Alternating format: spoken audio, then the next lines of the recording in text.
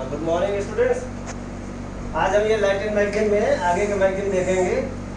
पहला है eminent domain.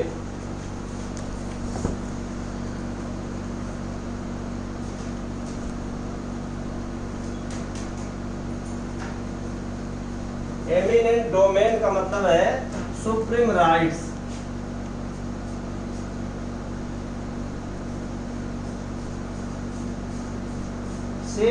श्रेष्ठ अधिकार। सुप्रीम राइट्स मीन सर्वोच्च अधिकार। इसका मतलब यह है कि जो भूमि है देश की, चाहे वो किसी की कृषि भूमि हो या चाहे जैसे भी हो, वो हमारे उपभोग का अधिकार तो हमारा है, जहां पर हमारे नाम है, खेत में, प्लाट में, जहां भी है। लेकिन इन सब में सुप्रीम अधिकार किसका है? गवर्नमेंट का, सोवरिन का। जो संप्रभु होता है देश का, जो राजा या सरकार जिस नाम से भी जाना जाता है, उसका उस जमीन पर सुप्रीम राइट होता है। अर्थात पब्लिक इंटरेस्ट में, लोक कल्याण हेतु, सार्वजनिक कल्याण हेतु कभी भी उस भूमि को सरकार द्वारा एक्वायर किया जा सकता है विद लॉफुल कंपेंसेशन, उचित प्रतिकर देकर। और इसीलिए संपत्ति के अधिकार को फंडामेंटल राइट से हटा दिया गया है। अब वो कॉन्स्टिट्यूशनल राइट तो है, फंडामेंटल राइट नहीं है। तो कोई भी जमीन जायदाद जो भी है हमारी, उस पर सुप्रीम राइट, एमिनेंट डोमेन किसका है? गवर्नमेंट का है, गवर्नमेंट ऑफ द लैंड। तो आप इसको यूज कर सकते हैं ऐसे ही।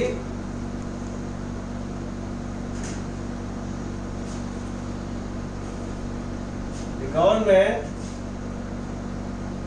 हैज एमिनेंट डोमेन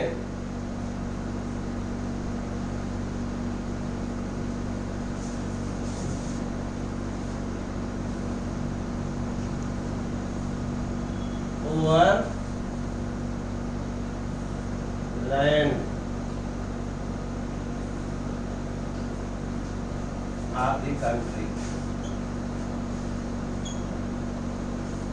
देश की भूमि पर सरकार का एमिनेंट डोमेन होता है।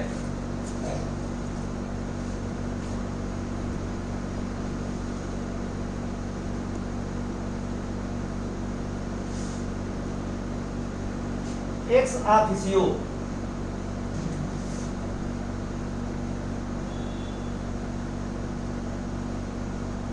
By virtue of office,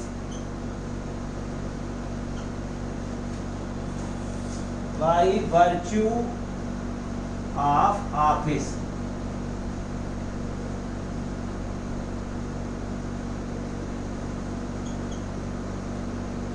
by virtue of an office। Ex officio का मतलब होता है by virtue of an office, किसी पद में रहने की वजह से।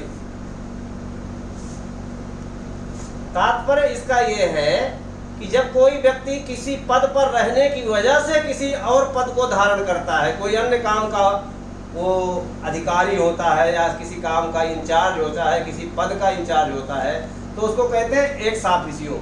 उदाहरण के लिए मान लीजिए नगर निगम, ये यूआईटी है, भरतपुर की यूआईटी। अब भरतपुर की यूआईटी का जो अध्यक्ष होता है, जनरली जब तक कोई अध्यक्ष अपॉइंटेड नहीं है, जैसे अभी कोई अध्यक्ष नहीं है, सचिव अपॉइंट कर दिया जाता है किसी आरएस को, तो अध्यक्ष कौन होता है? अध्यक्ष कलेक्टर होता है। जिस दिन कोई सरकार अध्यक्ष नियुक्त कर देगी उस दिन वो अध्यक्ष होगा। अदरवाइज जब अध्यक्ष नहीं है तो उसका अध्यक्ष कौन होगा? कलेक्टर होगा। अब कलेक्टर जो भी होगा, XYZ नाम से नहीं, कोई भी व्यक्ति जो कलेक्टर है वो ex officio chairman of UIT बनेगा। एक्स ऑफिसियो मतलब चूंकि वो कलेक्टर है, इसलिए कल को उसका ट्रांसफर हो जाएगा, कोई दूसरा व्यक्ति आएगा, वो कलेक्टर है, इसलिए वो यूआईटी का अध्यक्ष बनेगा। ऐसे ही जैसे हमारी महाविद्यालय की विकास समिति है, नगर निगम का जो मेयर है, जिला परिषद के जो प्रमुख हैं, जिला प्रमुख हैं, ये सब एक्स ऑफिसियो मेंबर है हमारी विकास समिति के। यहाँ का जो विधायक है, यहाँ का जो सांसद है, वो सब एक्स ऑफिसियो मेंबर है। क्यों? वो उस पद पर रहने की वजह से सदस्य हैं। वो जो व्यक्ति है, मान लो सुभाष गर्ग यहाँ के विधायक है भरतपुर के, तो सुभाष गर्ग होने के नाते सदस्य नहीं है विकास समिति का। सुभाष गर्ग यहाँ के विकास क्या बोलते हैं विधायक होने के नाते सदस्य हैं। इसलिए आप कह सकते हैं एमएलए ऑफ भरतपुर,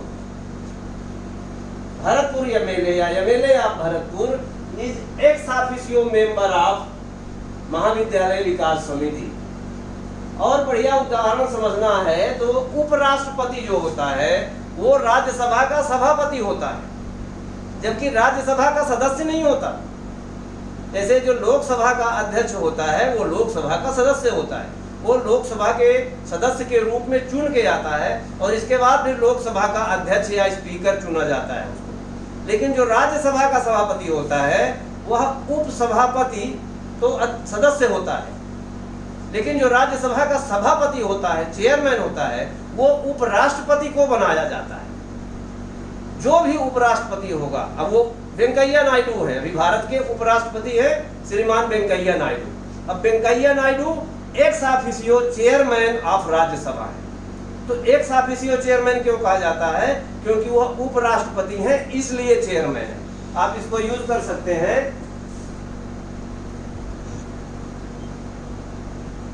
ऑनरेबल। जब किसी बड़े आदमी का नाम लेते हैं उसको ऑनरेबल लिखते हैं। Honourable Venkaiah Naidu is ex officio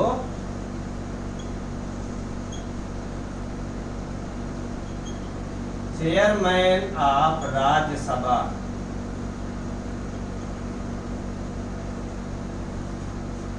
और नाम नहीं लिखना हो तो खाली आप वाइस प्रेसिडेंट ऑफ इंडिया लिख सकते हैं। मान लीजिए हमें ऑनरेबल वाइस वेंकैया नायडू नहीं लिखना है, ये लो,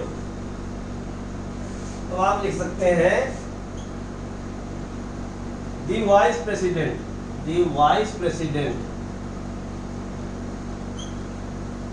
of India, the vice president of India. जो भी होगा, भारत का उपराष्ट्रपति is ex officio chairman of Rajya Sabha. Rajya Sabha का पदेन सभापति होता है। पदेन मतलब पद के होने की वजह से, उस पद पर विराजे होने की वजह से वह सभापति है।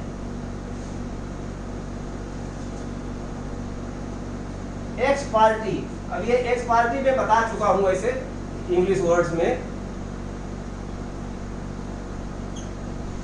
एक्स पार्टी मतलब एक पक्षीय होता है, not in the presence of opposite party.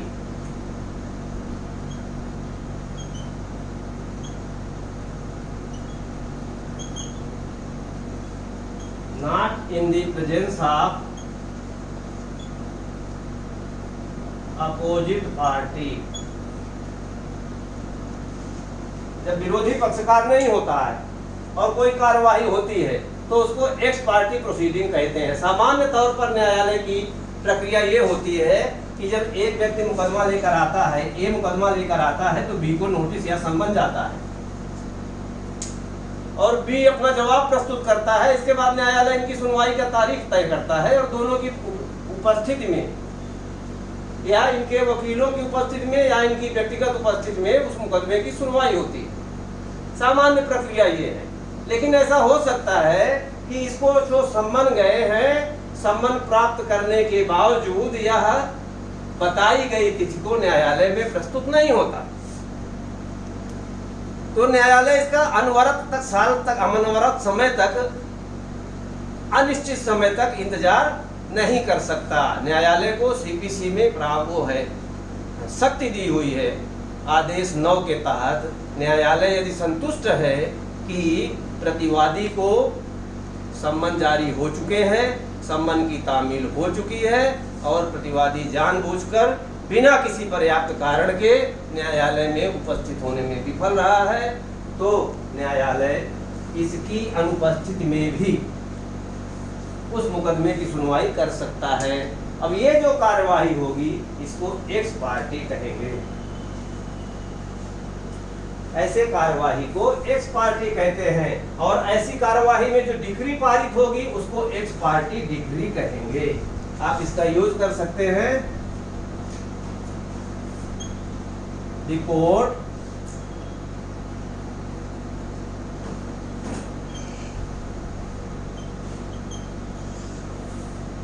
heard the matter and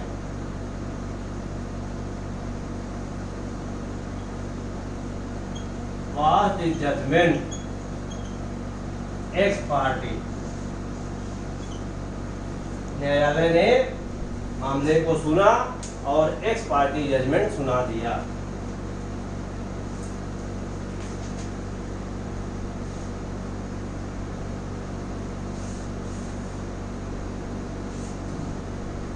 x post facto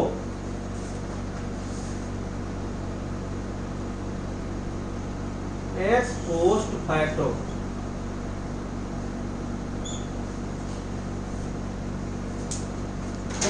post facto होता है बाय सब्सिक्वेंट एक्ट।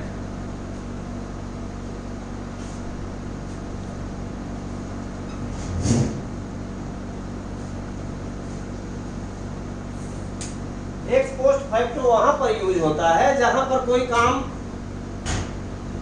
मतलब काम पहले कर लिया, उसकी मंजूरी बाद में मांगी जा रही। सपोज हमें कोई काम करना है तो काम करने के पहले हमको हमारे आयुक्तालय जो कमिश्नरेट है वहां से परमिशन चाहिए।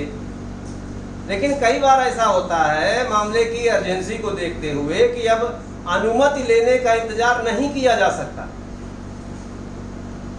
और अगर अनुमति लेने का इंतजार किया गया तो बहुत देर हो चुकी होगी, फिर वो कार्य करने का कोई मतलब नहीं रहेगा, बेकार हो जाएगा, कहीं कोई ऐसा नुकसान हो जाएगा जिसकी रिपेयर नहीं की जा सकती। तो वहाँ पर कार्यवाही कर दी जाती है और कार्यवाही करने के बाद फिर उसकी मंजूरी मांगी जाती है। तो जब कार्य करने के बाद उसकी कार्यतर स्वीकृति मांगी जाती है तब इसको एक्स पोस्ट फैक्टो कहा जाता है। बाय सब्सिक्वेंट एक्ट का मतलब ये है, मान लीजिए कलेक्टर को पावर है कि कोई काम आग में जले हुए व्यक्ति को या मान लो कंपेंसेशन देना है, या अगर जरूरत पड़े तो सरकार की परमिशन लेकर कलेक्टर ऐसा कर सकता है, ऐसा कोई बात हो, और वहाँ पर कोई ऐसी सिचुएशन आए जहाँ पर कलेक्टर के लिए सरकार की परमिशन लेना संभव न हो, तो वहाँ पर कलेक्टर वो कार्यवाही करके और कार्यवाही करने के बाद कार्यतर स्वीकृति ले सकता है। कार्यतर स्वीकृति का मतलब है कार्य करने के बाद, तो ऐसी स्वीकृति को एक्स पोस्ट फैक्टो स्वीकृति कहा जाएगा। आप इसको यूज कर सकते हैं x post facto sanction was sought from the government।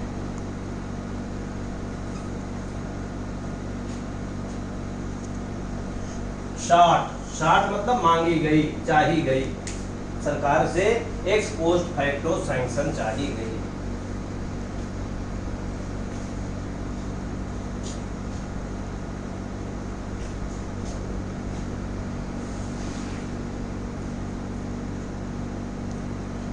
फैक्टम wallet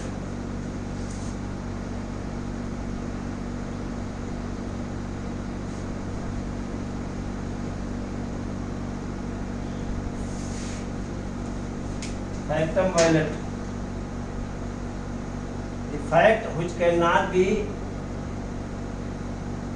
altered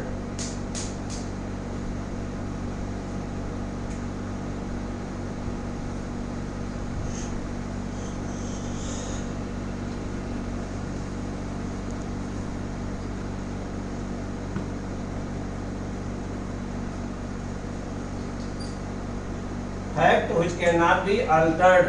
कई बार ऐसी कुछ घटना हो जाती है जिसको वापस नहीं लिया जा सकता, ये फैक्टम वैलेट होता है। फैक्टम वैलेट मतलब भले ही वह नियमानुसार न हो लेकिन वो काम हो गया है इसलिए उसको वैलिडिटी मिल जाती है, फैक्टम वैलेट। ये एक प्राचीन सिद्धांत है और इसके लिए कहा जाता है, कहावत से है कि 100 text can not change fact. 100 किताबें या 100 किताबों में लिखी हुई बात भी एक तथ्य को झुठला नहीं सकती। मान लीजिए कोई अवैध तरीके से ही कोई व्यक्ति किसी महिला के साथ रह रहा है, 25 साल से रह रहा है, बिना ब्याह के रह रहा है, उसके बच्चे भी हो गए, मियाँ बीवी बच्चे आराम से रह रहे हैं, शादीशुदा नहीं है, लेकिन बाद में पता चलता है कि भाई इतने सालों से रह रहे हैं, अब उनको कोई भी समाज, कोई भी न्यायालय मियाँ बीवी मानने से इनकार नहीं करेगा, क्योंकि ये एक फैक्ट है। फैक्टम वायलेट का मतलब यही है, 100 text can not change fact, factum valet. इसका पूरा लैटिन मैगजीन इसका और आगे quod fieri non debet, factum valet quod fieri non debet, ये the fact which can not be altered. Quod fieri non debet मतलब अब उसको चेंज नहीं किया जा सकता।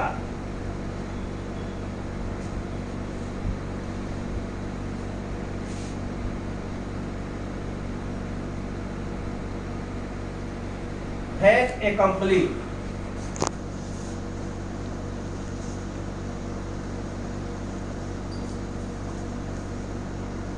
Fait accompli and accomplished fact,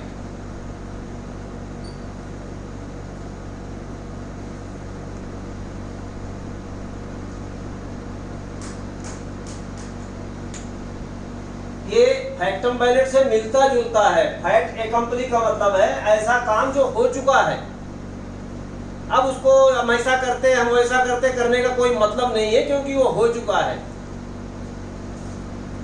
border में ऐसे कई बार होता है, सेनाएं एक दूसरे की जमीन हथिया लेती हैं, जैसे अभी भारत और चीन का लेह लद्दाख बॉर्डर में चल रहा है। पहले चाइना की सेना डटी पड़ी थी, वो हटाई नहीं हट रही थी। अब भारतीयों ने उनसे भी ज्यादा दूसरी साइड पैंगोंग त्सो लेक है, झील है, उसके साउथ में उनसे भी ज्यादा ऊंचाई पे जाके पहाड़ियों में बैठ गए। अब चीन वाले गिड़गिड़ा रहे भैया नीचे उतर आओ, अब वो रोज मीटिंग हो रही है, ठीक है ना। तो ये एकम्प्लिस्ड फैक्ट है। अब जम्मू कश्मीर को इतने दिन से 370 किसी पार्टी की हिम्मत नहीं पड़ रही थी कि 370 को वापस ले। पिछले साल भारत सरकार ने, मोदी और अमित शाह ने मिलके 370 हटा दिया, जम्मू कश्मीर को 2 भागों में बांट दिया, जम्मू कश्मीर अलग और लद्दाख अलग। तो ये फैट एकम्पली है। अब फारूक अब्दुल्ला जैसे लोग, महबूबा मुफ्ती जैसे लोग रोते हैं तो रोते रहे, ये फैक्ट एकम्पली है, एकम्प्लिश्ड फैक्ट है। Jammu Kashmir is no more a separate state, it is a union territory. आप इसको कह सकते हैं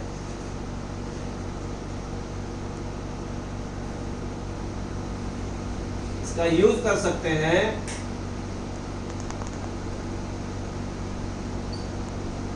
the removal of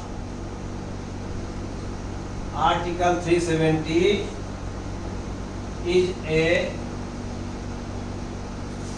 fait accompli,